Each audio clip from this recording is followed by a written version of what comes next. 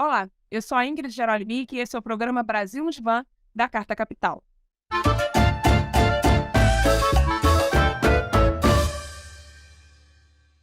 A nossa tarefa aqui é pensar o Brasil junto com ele. E para isso, nós vamos trazer o país para análise e revisitar a nossa história por uma perspectiva social, psicanalítica e cultural. E não se esqueçam, a gente está nas principais plataformas de podcast e no canal de Carta Capital no YouTube. Hoje eu vou conversar com ele, que é sociólogo, escritor e autor de mais de 30 livros, entre eles o best-seller A Elite do Atraso, também A Classe Média no Espelho, enfim, tantos outros best-sellers. Ele também é protagonista de uma série de polêmicas dentro e fora do campo acadêmico por ser dono de um estilo, digamos, bastante provocativo de argumentação. Gessé Souza, seja muito bem-vindo aqui ao nosso divã. Obrigado, Ingrid. Fico aqui à disposição de vocês. Muito obrigada, querida. A gente vai começar, assim, bem lá do começo do nosso passado. Bom, você Tá. costuma dizer que um dos principais problemas do Brasil é justamente essa falta de reflexão sobre o nosso passado escravista. Eu queria te perguntar, assim, de que modo que esse esquecimento ele nos atinge até hoje, né? Ele molda esse Brasil que nós estamos vivendo. Ele molda completamente, porque, no fundo, a gente às vezes não percebe isso, mas são as ideias que comandam o mundo, o que é uma obviedade se a gente refletir um minuto que seja, né? O nosso comportamento, né? Ele não é automático, ele é causado por ideias que a gente eventualmente não sabe que tem. Inconscientes, que aprendeu com o pai, com a mãe. E aí depois a mídia faz isso, etc. e tal, né? Quer dizer, no fundo, as ideias comandam o nosso comportamento. Quer dizer, a minha tese, no fundo, Ingrid, é que as ideias que comandam o Brasil são ideias elitistas, ideias racistas no limite, percebe? Tudo isso foi montado de modo muito engenhoso para parecer uma crítica social, percebe? O que torna isso muito mais importante, grave e difícil, né? Uma coisa que é importante que a gente está tratando aqui é que a gente está tratando das ideias mais abstratas. Às vezes até os intelectuais não conseguem perceber isso, imaginam que o que ele está fazendo ali não tem nenhuma relação com ideias mais abstratas. Tem sim, ele sequer vai se perguntar sobre quais são as ideias abstratas que nele também é inconsciente quase sempre, né? Que comanda a sua reflexão. Daí eu pego o quê? Os grandes autores, né? Os que montaram o quê? A interpretação do Brasil, a identidade nacional. Esses são os mais importantes. E depois isso vai ser o quê? Vai ser retroalimentado pela imprensa todos os dias. Um jornalista, normalmente, não cria as próprias ideias que ele utiliza. Ele vai tirar, como todo mundo, desse tesouro de ideias que são os grandes pensadores, né? E aí a política vai pensar assim, o cinema, o teatro, a rádio, ou seja, essas ideias não vão ficar nos livros desses grandes caras, percebe? Ela vai depois sendo, né? Ela vai se difundindo, né? Pela sociedade como um todo. Por conta disso, são as ideias dominantes que dominam a nossa própria a nossa própria autoconcepção. É isso que esclarece que um pobre vota em Bolsonaro, por exemplo. Quer dizer, por que ele vota? Tem ideias ali que o estão levando a isso, estão o enganando, estão distorcendo a realidade. E aí, para mim, a realidade brasileira foi distorcida, né? Pelos grandes pensadores que imaginaram o quê? Uma continuidade com Portugal. E a cultura e uma suposta ridícula, no fundo, quando isso é cientificamente ridículo pressupor isso, a corrupção na Idade Média, mas é pensar como se estivesse vindo de Portugal para o Brasil, contaminado o povo inteiro, que é um bando de corrupto, e o povo brasileiro se vê desse modo, de beira-lata, portanto, percebe? Não tem defesa, né? Quanto a isso e tal, se percebe como inferior, então você inferioriza todo o povo, criminaliza o voto, criminaliza a participação popular, etc. É contra essa. E daí eu ser provocativo e polêmico, porque você tem que provocar. Entende? Isso não é um negócio simples.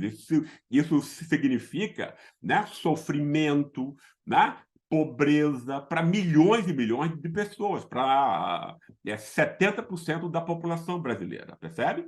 Então, isso tem que ser realmente atacado, tem que ser reconstruído, e é isso que eu procuro fazer. Muito bom. A gente vai entrar mais nesse tema da corrupção mais para frente, mas eu queria te perguntar antes, você fala do racismo, mas essa diferença que você traz também de um racismo multidiverso, que você chama de multidiverso, em relação ao racismo racial, né? Em que sentido que ele vai além, esse racismo multiverso vai além do racismo racial? É uma ótima questão. Inclusive, porque dá para recuperar a sua questão anterior também e completá-la um pouco. Ou seja, o que é que eu procuro fazer? Ao contrário desses intérpretes, que são os mais importantes, que interpretam o Brasil como uma continuidade cultural com Portugal, o que é que eu faço?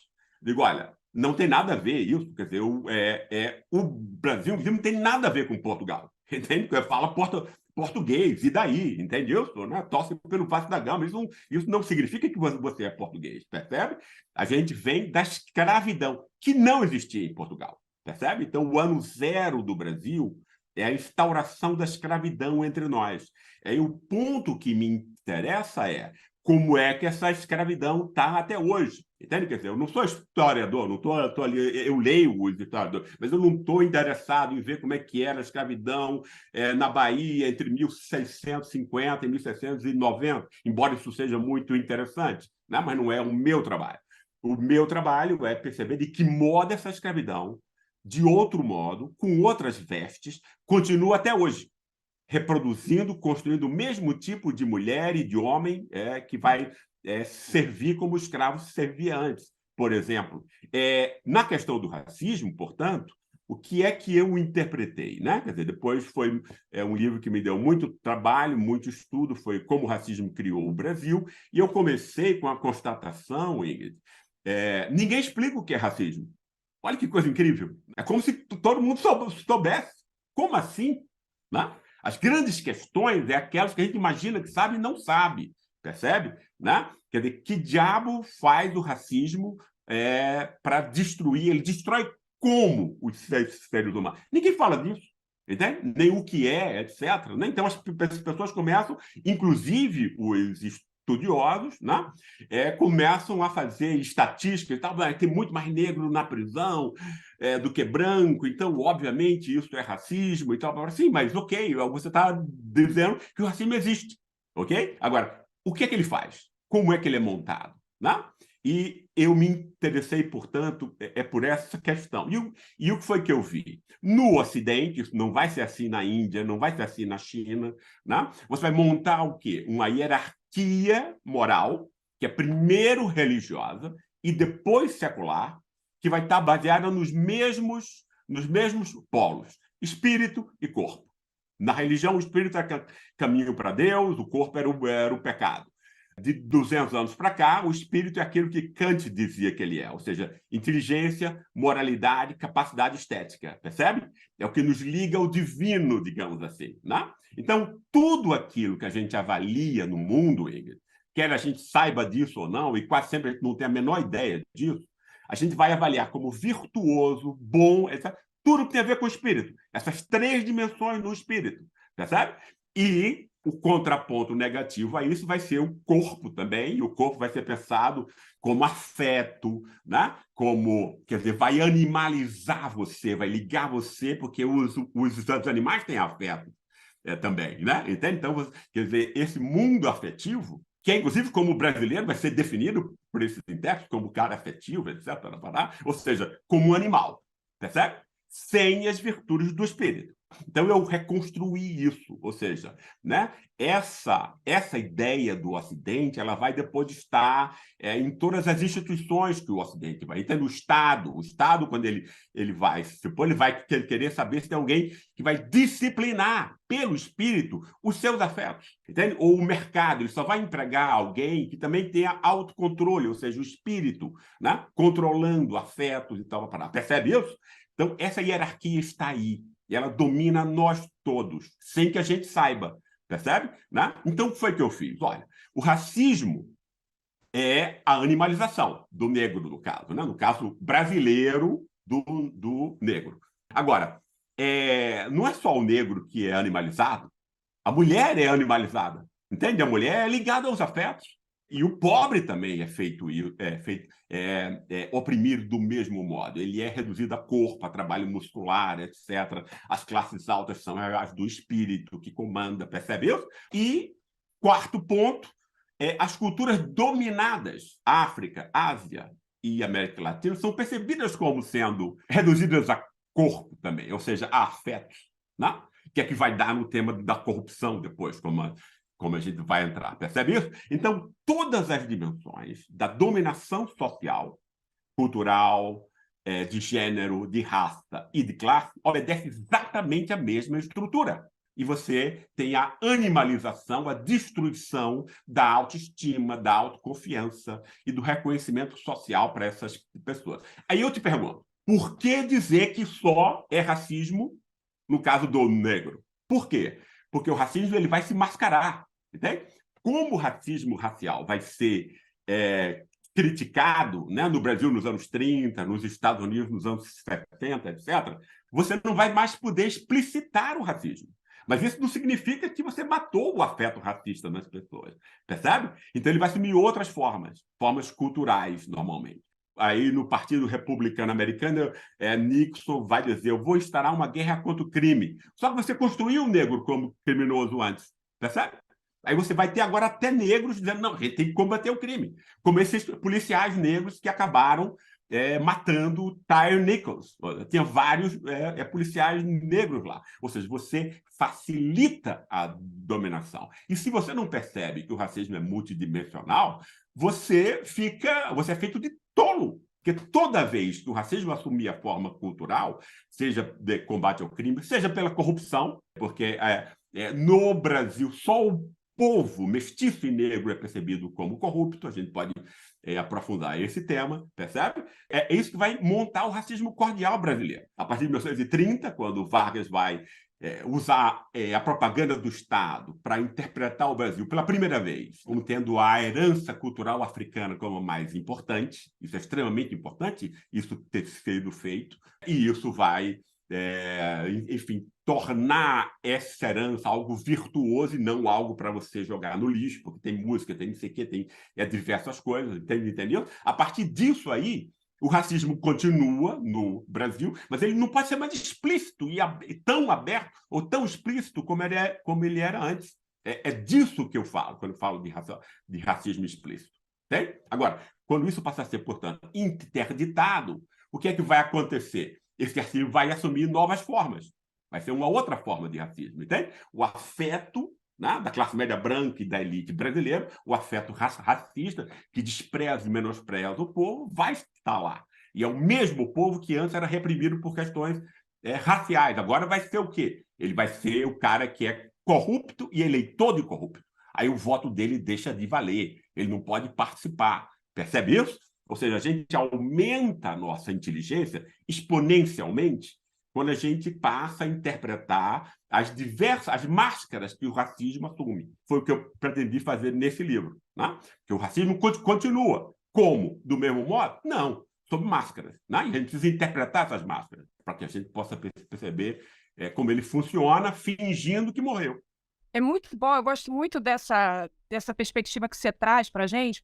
Inclusive, a gente está aqui falando do Brasil no divã, então trazendo um pouco para essa questão da psicanálise, quando você fala de uma estrutura sádica, de perversão, né? No sentido de atacar o outro, no sentido de reduzir a existência daquele outro, né? E de exercer uma dominação, que inclusive o Foucault traz muito essa questão da violência simbólica, né? Porque a desigualdade se dá nesse processo também, a opressão se dá para além da força física e tudo mais, mas ela se dá também numa perspectiva simbólica que inclusive faz com que o próprio explorado não se perceba na posição de explorado, né? Como a gente viu, por exemplo, na questão das religiões, quando você dizer que o pobre vai para o céu, o rico não vai, ou seja, você faz com que você exerça essa violência de uma outra maneira, inclusive fazendo com que ele acredite, né, que essa violência não é uma violência. Então, queria que você falasse um pouco nessa perspectiva também, que eu acho muito interessante. Não, perfeito o que você disse. E isso, inclusive, tem a ver com o que a gente estava dizendo antes, porque o que é a dimensão simbólica, senão a dimensão das ideias. E essa dimensão, ela vai estar... Eu fiz um trabalho sobre os muito pobres, de vários anos, chamado A Ralé Brasileira. né? E se você for entrevistar o pobre, não tem ninguém mais preconceituoso do que o pobre, percebe? Claro, ele não tem nenhuma defesa. Ele não tem defesa emocional, é cognitivo, ele leu pouco, ele aprendeu pouco, estudou pouco, refletiu pouco. Ele vai se defender como? Ele é o mais meritocrático, o pobre é o mais meritocrático, entendeu? Embora a meritocracia esteja aí para oprimi-lo, percebe? O pobre vai ter ódio do seu vizinho, que vai ser chamado de delinquente. Ele não, ele é evangélico, gosta da família, vota em Bolsonaro, então ele é superior, percebe isso? Então você tem aí esse mecanismo que é simbólico, né? Porque não há nenhuma opressão, Ingrid. Você não pode enfiar a mão no bolso de alguém e roubar o dinheiro que essa pessoa tem, porque é isso, né, que é decisivo, né, numa opressão social. Se você não convencer essa pessoa, total ou parcialmente, que ela é inferior e que ela deve dar o dinheiro dela. Entende isso? Então você tem que montar isso. Isso tem a ver com um outro dado, ou seja, essa dimensão simbólica, né? Quer dizer, de legitimar as formas de opressão. Isso se dá de modo interindividual, entre grupos, entre a sociedade, etc. Há sempre formas de você legitimar o domínio. Se esse domínio não for legitimado, ele cai. Né? Então, por exemplo, a imprensa brasileira, ela é a boca, né? Entende? De 200 mil pessoas que têm toda a propriedade. Só fala em responsabilidade fiscal e não sei o quê. Então, a responsabilidade fiscal é bom para quem e tal. Entende? Precisa de 200 mil especuladores, percebe? Mas todo o resto está jogado às sombras com isso, né? Ou seja, essa dimensão simbólica ela é fundamental. Se fosse uma imprensa livre, isso não funcionaria 6 meses. Porque aí você vai dizer, mas como assim? E essa dívida, ela é uma fraude ou não é? A gente deve a quem? Percebe isso? Porque a gente vai ter que dar 14% de juros, depois mais 14% de taxa Selic para essas pessoas que estão por trás dos bancos e assalta todo mundo. Percebe isso? Aí você destruiria a dominação. Por isso, as ideias, o que você está chamando aí de dimensão simbólica, ela é fundamental por conta disso. Quando a gente ataca, quando a gente desconstrói as ideias que nos oprimem, né, a gente já está a caminho de deixar de ser o oprimido. Acho que esse é o ponto principal nesse tema. Agora, você acha que você faz uma relação, por exemplo, em relação a essa questão da corrupção, o governo Lula, né, e em relação ao governo Bolsonaro? Você falou muito bem aí quando o mercado faz uma pressão agora já em relação ao teto de gasto, que não fez nos 4 anos do governo Bolsonaro. Claro. Você acha que tem uma relação aí também quando você diz, por exemplo, quando os pobres chegam, ou quando você faz política voltada para esse público, sempre vem esse discurso, corrupção muito forte, como foi com a Lava Jato, como foi, e até hoje isso é muito marcado em relação ao PT. O Lula ganhou com uma diferença pequena do Bolsonaro, se formos pensar, né, em comparação do que foi o governo Lula com o governo Bolsonaro. Então, como é que você faz essa relação da corrupção com a chegada também dos mais pobres ao poder, através do Lula, simbolicamente? Tem uma relação com essa questão também? Total, né? O que é que aconteceu? Veja bem, quando Getúlio Vargas, usando a ideia de Gilberto Freire, que na época era muito mais progressista do que todas as outras, né? De que o Brasil tem o bom mestiço, ou seja, né, o brasileiro tem aspectos positivos, ele não é só lata de lixo da história, percebe? Ele tem sensualidade, ele tem tolerância, ele é aberto a influências de outras culturas. Ou seja, ele tentou montar, e foi uma ideia que diz, olha, o povo brasileiro não é só lixo, como era antes, né? Para o racismo aberto antes de 1930, e como vai ser depois. Da mesma maneira, usando o tema da corrupção. Né? Ou seja, a corrupção é a grande mentira brasileira, o combate à corrupção. Por que eu digo isso? Ora, porque quando Getúlio afirmou o povo dele, esse povo eu tenho que contar com ele, afinal é ele que vai trabalhar, vai ter que ser incluído e tal, para parar. Não? O que é que tinha aqui? Aqui tinha uma classe média de brancos já. Italianos em São Paulo, alemães no Sul, portugueses no Rio e no Nordeste, que tinham vindo 5 milhões entre 1880 e 1930, percebeu? Pela origem recente, as pessoas sabiam que não era brasileiro. E eles se consideravam superiores ao povo brasileiro, percebe isso? Então, quando você diz que o povo brasileiro inteiro vai ser visto depois por esses grandes pensadores como corrupto, como não sei o quê, ele não está falando dos europeus brancos, percebe? Não está falando da elite também, que a elite de São Paulo vai, inclusive, montar uma loucura que é de se ver como americana, por conta do, né, se vendo, quer dizer, você transforma o bandeirante num pioneiro. Não vou entrar nisso agora, eu entro nos livros, né?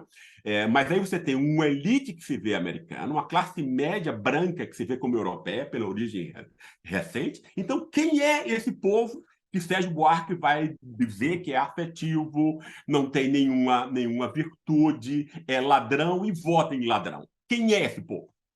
São os negros e os mestiços, que são pobres e são 70% dessa população esquecida. Mas é como você não pode mais usar a raça, porque ela foi interditada por esse discurso varguista, aí você tem que inventar uma outra coisa. Qual foi a descoberta genial, né, para o mal, se ele tinha consciência disso ou não, isso não importa, né, que Sérgio Buarque trouxe para o pensamento brasileiro? Ele vai influenciar todo o pensamento brasileiro. Ninguém vai ser mais importante do que ele, né? Ele vai dizer o quê? Ele vai dizer, olha, esse povo é inconfiável, é movido por afetos, e como quem é movido por afetos divide o mundo entre amigos e inimigos, ele não é democrata, percebe isso? E ele é ladrão, inconfiável, né? E vota em ladrão, percebe? Então, agora a classe média branca, né, e a elite pode subjugar esse povo, criar uma cultura de golpes de Estado. Toda vez que esse povo, esses 70%, puser alguém no poder, você vai montar com essa imprensa que é dessa mesma elite, né, o tema da corrupção, quer seja verdade ou não. E não era verdade contra Getúlio, por exemplo, ninguém provou nada contra Lula também. E essa classe média branca, que é quem saiu às ruas em 2015 e 2016, foram branquinhos histéricos, né? Gritando contra a corrupção, percebe? Esse pessoal, no fundo, não tem nada contra a corrupção. Como é que a gente pode provar isso? Olha, basta ver aquele caso com Temer e Aécio Neves. Você ouve, todo mundo viu a roubalheira ali, não saiu nenhum branquinho histérico em nenhum lugar no Brasil, percebe?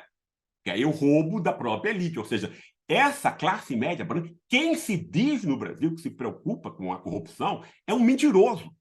No fundo, é um racista e é um mentiroso, percebe isso? Ele está se lixando para isso, né? Agora, o que foi que Sérgio Buarque deu para esse pessoal? E a elite, né? Ou seja, Sérgio como o cara que vai dar para a elite a ideia que ela precisa para eliminar a participação popular. Ficar com o Estado, roubar o Estado, parasitar o Estado, que é isso que a elite brasileira faz. Ela não tem indústria, não constrói ponte, nada. Ela parasita o povo pela dívida pública.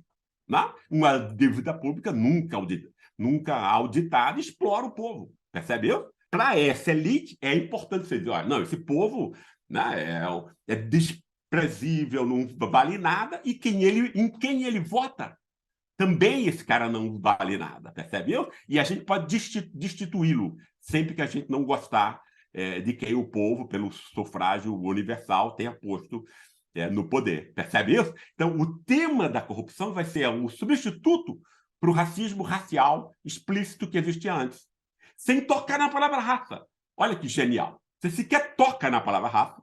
Ninguém pode dizer que esse branquinho aí, histérico, é racista, percebeu? Ah, não, mas não, o contrário. Você transforma o racista em defensor da moralidade pública.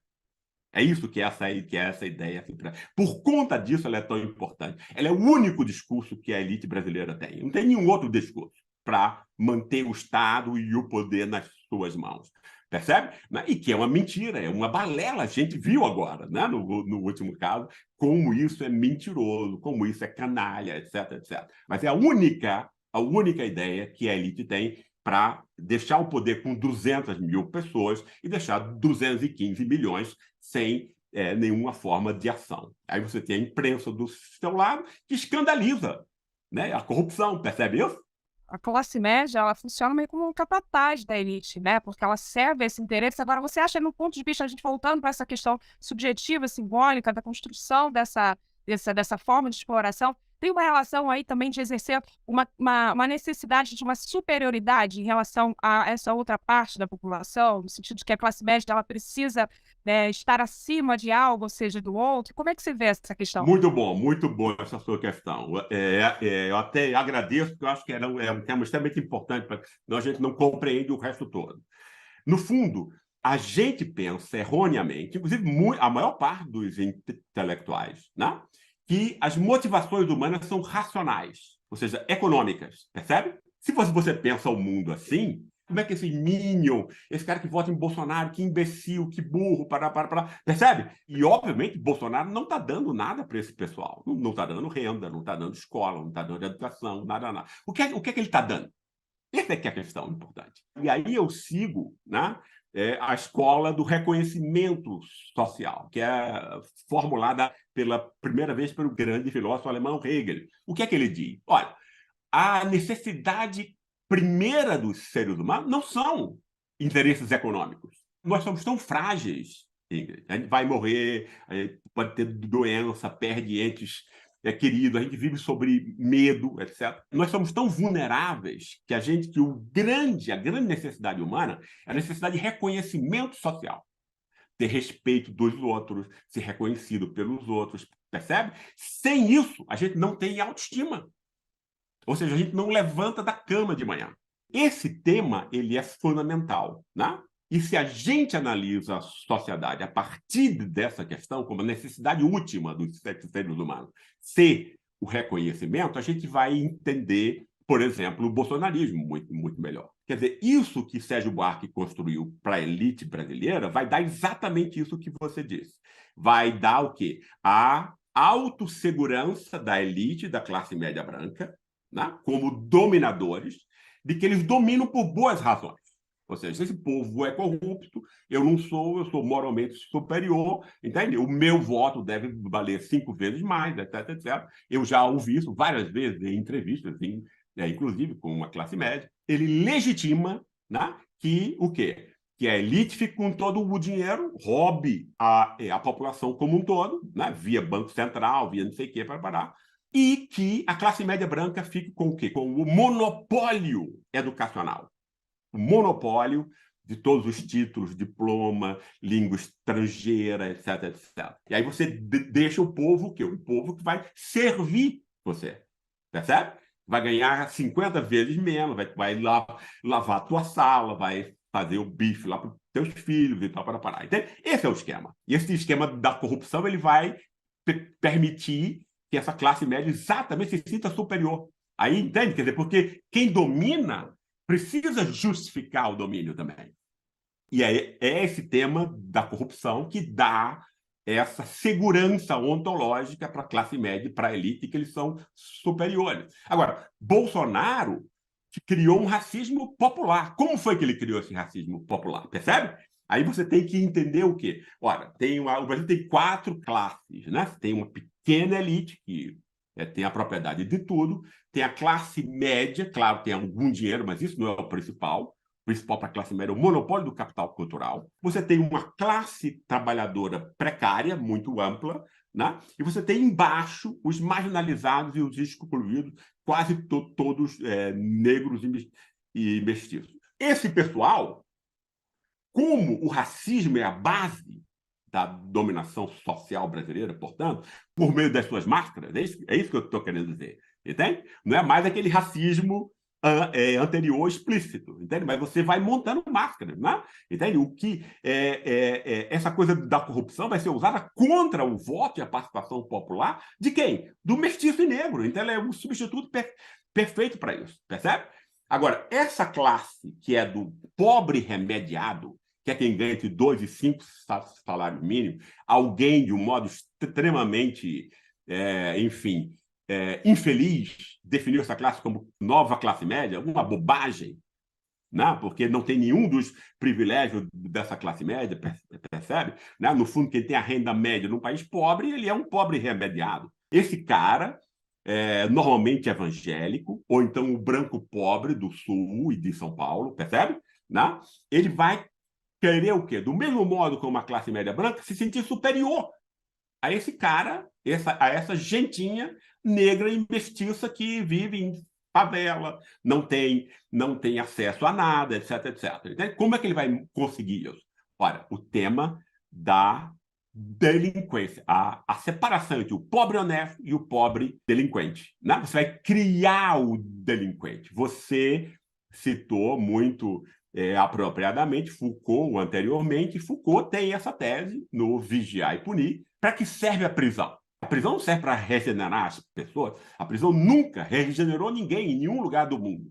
Mas por que a prisão está presente há 200 anos em todos os lugares? Essa é a questão que ele põe. Ora, porque ela cumpre uma outra função. Não é a função manifesta, é uma função latente. Qual é a função latente da prisão? Criar o crime e criar o criminoso. Aí, como é que ela cria? Ela diz, andar com maconha, uma droga aí que tem quer dizer, tem mais coisas positivas do que negativas, né? A gente pode defender isso.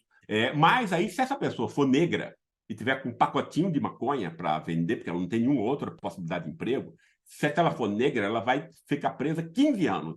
Percebe? Você cria o crime de um modo completamente artificial. Esse cara não deveria estar lá. 40% das mulheres e quase 30% dos homens que estão nas cadeias entre nós são por crimes relacionados à maconha. Olha que negócio absurdo, entendeu? Sempre foi racismo. Por que você tinha ódio da maconha? Porque a maconha era a diversão dos ex-escravos, dos negros. Né? É isso que fez a demonização da maconha. Né? Agora, com isso, você faz o quê? Você esquece os crimes. O que é que Paulo Guedes fazia junto com o Bolsonaro, vendendo empresa estatal brasileira como a BR Distribuidora por 1% do valor? Isso é corrupção óbvia. Claro que isso é roubo. O que ele ganhou em paraíso fiscal ou os amigos dele, tal, isso a gente nunca vai saber. Né? Mas, obviamente, tem uma treta aí. Ninguém é imbecil. Né? Entende? Isso e outras coisas. Mas aí, essa criminalização da maconha, do negro, etc., faz com que isso seja visto como crime, e isso que Paulo Guedes faz seja festejado pela imprensa, como um grande negociante, como um cara que está abrindo o mercado, como um cara que está privatizando tudo, etc, etc. Percebe? Bolsonaro é um miliciano. Bolsonaro é o político mais importante que defendeu o miliciano. Defendeu o quê? O que é miliciano, para quem não sabe? É o Esquadrão da Morte, feito por ex-policiais que matam indiscriminadamente, e também achaca e explora pobre. É isso que é a milícia. Né? Bolsonaro foi sempre o cara que disse que essa coisa de você assassinar pobre é ótimo, tem que ser celebrado, tem que dar medalha. Parará. Foi isso que ele e os filhos dele sempre fizeram. É exatamente esse tema do pobre honesto e do pobre delinquente, entendeu? Né? O cara é negro, mora no Rio de Janeiro, tem todo o preconceito que toda a sociedade racista tem contra o preto, né?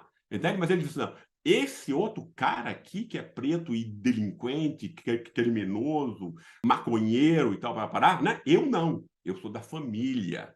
Eu sou evangélico, percebe isso? Né? Ou então eu sou heterossexual, esse cara aqui que é gay, não sei o que, para, entende? É inferior a mim e tal, né? Ou então, às vezes, a mulher, simplesmente o fato de ser mulher, não, eu sou o homem, eu sou, né, o pai, o dono da casa, etc, etc, entende?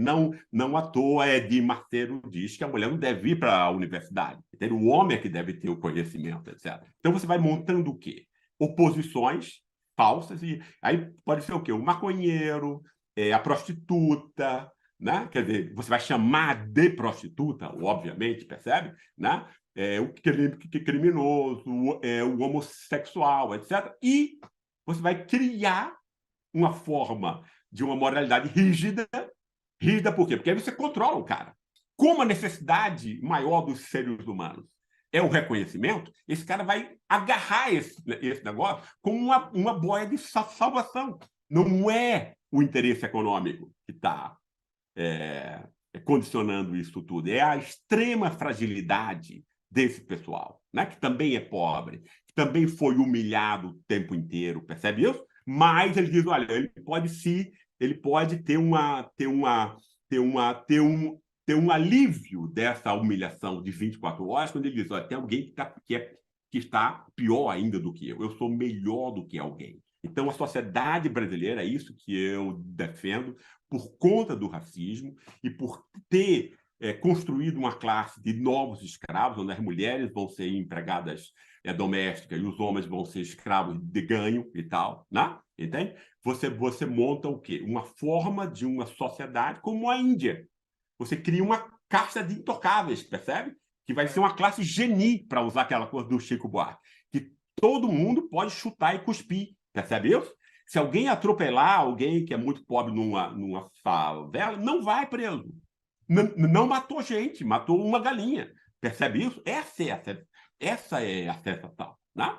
Mas isso só é possível a gente compreender quando a gente entende que a motivação dos seres humanos ela é mais complexa do que essa relação econômica apenas, né? Faz com que esses pobre, remediado, evangélico, ou o branco pobre do sul, que é extremamente racista, por conta disso, para ele se sentir racialmente superior a alguém, mas ele não pode dizer isso, então ele vai dizer também, não, ele não trabalha, sei que, é delinquente, é um parasita que vive do Estado, né? Essa coisa que o PT faz, percebe isso? Né? O antipetismo, no fundo, é isso aí, é uma forma de racismo também. Né? E Bolsonaro surfou nessa onda, entende? Aí ele conseguiu o quê? Ele conseguiu quebrar a solidariedade popular que Lula havia unido em 2006, por conta disso, porque ele usou esse tema, né?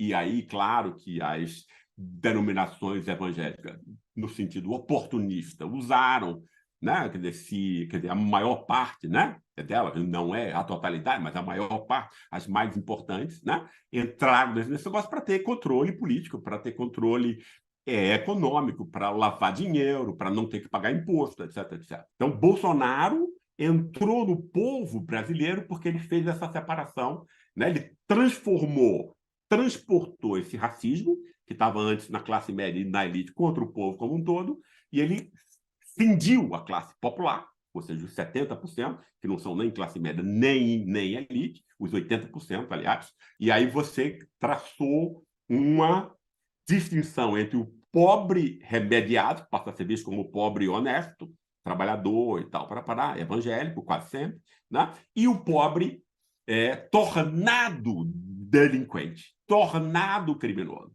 Porque não é um crime nada disso. Né? Mas você tem que construir o criminoso, construir o crime, que aí é alguém que você pode odiar. Isso que você estava dizendo antes. Aí agora você pode menosprezar alguém, humilhar alguém, você pode pisar em alguém, entendeu? Essa é a função do racismo. Criar essa classe geni, né? Entende? Que vai possibilitar o sentimento de superioridade, não só da elite da classe média, mas também do pobre remediado. Muito bom, Gessé. Bom, agora eu quero entrar num tema polêmico para o campo da esquerda, né? Que você faz críticas aí contundentes em relação à esquerda brasileira, no sentido de que você acredita que as pautas identitárias talvez tenham ocupado um espaço maior do que deveria nas lutas, nos movimentos, em comparação com talvez lutas que você considera mais estruturais, combate à fome, enfim. Fala um pouquinho sobre isso. E também queria te perguntar se o lugar de fala, na sua concepção, é uma falácia. Não, o lugar de fala é uma extraordinária bobagem. E é fácil de você demonstrar isso. Ou seja, a compreensão do sofrimento humano ela é universal. Ou a gente pode compreender qualquer sofrimento humano ou não, entende isso? Quer dizer, não existe essa ideia. A ciência, a filosofia só existe por causa da crença nessa universalidade. E aí, se é importante que quem é oprimido tenha voz, não significa que essa voz seja mais qualificada do que nenhuma outra. A gente estava vendo aqui, os pobres são quem são os mais racistas, é quem é mais dominado pelos preconceitos dominantes. Né? Então, como é que esse cara, que é dominado pelo preconceito, vai ter um lugar de fala privilegiado sobre a sua própria dominação? Isso é um completo absurdo. Não explica a dominação social.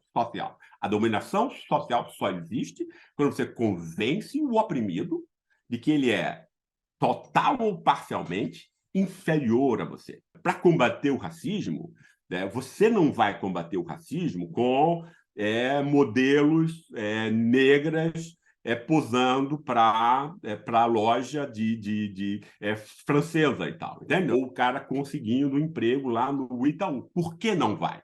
Porque você não combate a desigualdade com a seção individual. A seção individual, o Brasil teve há 500 anos. Tem 1000 casos de mulatos, negros, etc., que, desde que reconheçam, né, os valores do branco e do opressor, quase sempre valores econômicos, etc., ou seja, ele vai oprimir os outros negros depois do mesmo modo que o branco fazia antes, percebe? Então, isso é processo de branqueamento entre nós há 500 anos. Então, você tem aí uma continuidade desse processo de branqueamento como se fosse emancipação. Isso que é o perigo. E tem a aparência de emancipação, entendeu? Né? É a emancipação dos bancos. Isso legitima, inclusive, tem um efeito perverso, que legitima o sistema como um todo, legitima a meritocracia, porque eles podem dizer o quê? Olha, veja como a gente é justo. Entende? Olha, veja quantos negros aqui a gente tem e tal, entendeu? E aí os negros, os 99%, que não têm condições, não têm condições sequer de competir por esse emprego, né? Você vai dizer, ó, vocês são burros, vocês são preguiçosos. É isso que está sendo dito, né? Sem que ninguém formule, mas é isso. Não, você não conseguiu, pô. Então você é preguiçoso, é burro e tal, para parar. Entende? Você legitima a falácia da meritocracia. Combate à desigualdade, ela tem que ser, ou ela é universalizante, né? Ou ela não é. Se ela não for universalizante, for individual, ela é enrolação, ela é mentira, ela é engodo. E esse foi uma forma do isso não foi inventado por ninguém aqui. Foi inventado pelo capitalismo financeiro americano a partir dos anos 90, entende? Quando ele estava deixando todo mundo pobre, né? Mas aí tinha ainda que dizer de alguma maneira que era justo, democrático, etc, etc. Né? Essas pautas identitárias são extremamente importantes, obviamente, ninguém está sendo contra isso. Mas ela não é a fórmula, ela não é a única fórmula, quer dizer, nem é a principal de você combater preconceito, desigualdade, etc. Como é que você emancipa os negros? É claro, você tem que dar cotas. Você tem que ter programas que universalizem essa chance para todos os negros. Você tem que montar escolas que possa ter a mesma escola do que o branco, acesso à universidade, acesso a emprego. Tem que ter cotas em empresas estatais, privadas, etc, etc. Isso é outra coisa. Né? Aí você está o quê? Você está fazendo uma política que vai privilegiar esses 99%, que nunca tiveram chance, que foram abandonados. Eu gosto muito do termo que você usa, que é o neoliberalismo identitário, né? No sentido que Exato. tem uma construção do capitalismo a partir do neoliberalismo, das liberdades, o discurso das liberdades individuais, ou seja, você Claro. vai trazendo saídas, né, específicas para cada um desses setores, quando, na verdade, toda a discussão é para uma saída coletiva, né? Exatamente isso. Bom, Gessé, eu vou ter que te liberar daqui a pouco, infelizmente, porque, enfim, Tá. estar com você aqui é uma aula, né? Assim, a gente aprende demais, então quero te agradecer de antemão imensamente por você aceitar o nosso convite. Queria só te pedir aí uma palavra final, né? Nesse momento que a gente está aí de reconstrução do Brasil, uma palavra aí de esperança, o que você acha que tem que vir pela frente e quais são aí seu pensamento sobre o que vem por aí? Eu que agradeço, foi um papo muito legal. E o que eu acho que é importante, obviamente, né? A gente está muito feliz, né, de não ter mais Bolsonaro, você ter bons ministros, os caras estão preocupados em educar, atender o povo, etc. Isso é uma mudança para você estar em outro planeta. E você tem um cara como Lula, né, no comando, outra coisa, ficar longe dessa tragédia bolsonarista. Eu tenho confiança que as coisas vão melhorar. Mas eu acho, né, que é o ponto principal aí, é que a esquerda atual, o PT, inclusive, que eu tenho admiração e tudo, porque exatamente focou as suas políticas na redenção desses excluídos, dessa classe geni, percebe? Foram os mais pobres, foram, pela primeira vez na história, beneficiados, mas você não vai mudar uma sociedade sem você comprar a luta cultural, a luta narrativa. Explicar o mundo de outro modo, basicamente. Senão, você vai ter, né? Quer dizer, a Rede Globo está muito simpática agora ao governo, né? Mas até quando? Quer dizer, esse pessoal é da elite, esse pessoal parasita o Estado, esse pessoal assalta o povo como o resto da elite faz. Percebe? Então você tem que ter o quê? Tem que ter uma narrativa, tem que entender o país de um outro modo, porque se você entende da mesma maneira que ele sempre foi compreendido, isso vai terminar ruim depois, entende? A coisa da corrupção e de não sei o quê e tal, essas coisas continuam muito, muito fortes. E você precisa montar um debate público como Vargas montou, entende? Eu acho uma pena que a esquerda atual não tenha seguido essa tradição, né? Então você tem que ir, né? Você tem que recuperar a autoestima dos pobres, construir uma nova identidade nacional. Percebe isso? Né? Sem isso, você não vai mudar o país. Isso é óbvio.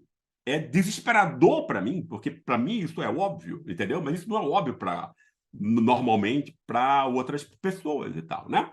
Porque quase sempre, especialmente política, um cara de classe média, ele imagina o quê? Que ele tem as mesmas condições que o pobre, tem as mesmas condições de visão do mundo dele. Todo mundo sabe agora que Bolsonaro não sei o quê. Não, ninguém sabe isso.